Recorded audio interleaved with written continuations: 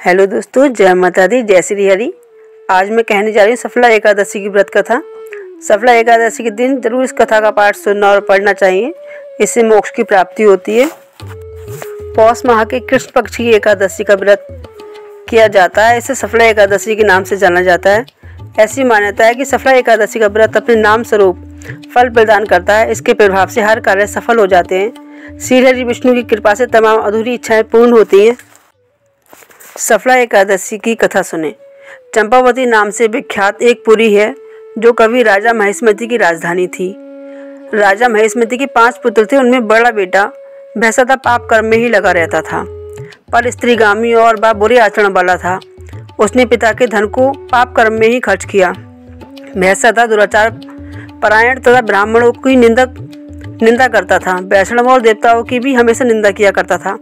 उसने पुत्र को ऐसा देखकर महेशमती ने राजकुमारों में उसका नाम लुम्बक रख दिया।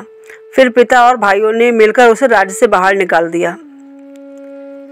लुम्बक उस नगर से निकलकर वन में चला गया। वहीं रहकर उस पापी ने समूचे नगर का धन लूट लिया। एक दिन जब वह चोरी करने के लिए नगर में आया तो रात में पहरा देने वाले सिपाही ने उसे पकड़ लिया, किंतु जब उसने अपने को महेशमती का पुत्र बताया तो सिपाही ने उसे छोड़ दिया। फिर वह पापी वन में लौट आया और मांस तथा वृक्षों के फल खाकर और निर्वाह करने लगा। उस दुष्ट का विश्राम स्थान पीपल के नीचे था। वहाँ बहुत वर्षों का पुराना पीपल का वृक्ष था। उस वन में वह वृक्ष एक महान देवता माना जाता था। पाप बुद्धि लुम्बक वहीं निवास करता था। बहुत दिनों के पश्चात एक दिन किसी संचित पुण्य के प्रभाव से उसके द्वारा एकादशी के व्रत का पालन हो गया। पौष मास में कृष्ण पक्ष की दशमी के दिन पापी लुम्बक ने वृक्षों के फल खाए और वस्त्रहीन होने के कारण रात भर जाड़े का कष्ट भोगा। उस समय ना तो उसे नींद आई और ना आराम ही मिला। वह निस्मार सा हो रहा था। सूर्योदय होने पर भी उस पापी को होश नहीं हुआ। सफला एकादशी के दिन भी लुम्बक बेहोश पड़ा रहा। दोपहर होने पर उसे चेतना प्राप्त हुई। फिर इधर उधर दृष्टि डालकर वह आसन से उठा और लंगड़े की भांति पैरों से बार बार लंगड़ाता हुआ वन के भीतर गया। वह भूख से दुर्बल और पीड़ित हो रहा था। राजन उस समय लुम्बक बहुत से फल लेकर ज्यों ही विश्राम स्थान पर लौटा त्यों ही सूर्यदेव अस्त हो गए।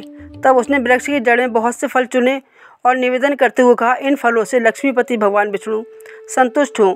यूँ कहकर लुम्बक ने रात भर नींद भी नहीं ली। इस प्रकार अनायास ही उसने इस व्रत का पालन कर लिया।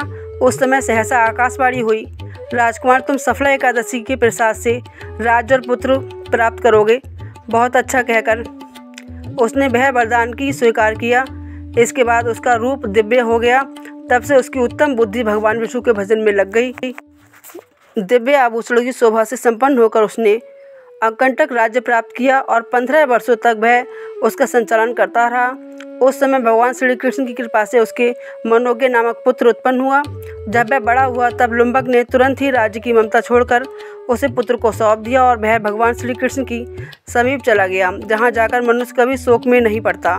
राजन, इस प्रकार जो सफला एकादशी का उत्तम व्रत करता है वह इस लोक में सुख भोग कर मरने के पश्चात मोक्ष को प्राप्त होता है।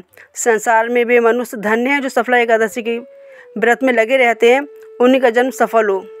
महाराज, इसकी महिमा को पढ़ने सुनने तथा उसके अनुसार आचरण करने से मनुष्य राजसूय यज्ञ का फल पाता है। जय श्री हरि। अगर आपको मेरी कथाएं अच्छी लगती हैं तो आप मेरे चैनल को सब्सक्राइब करें, लाइक करें, कमेंट करें। जय माता दी, जय श्री हरि।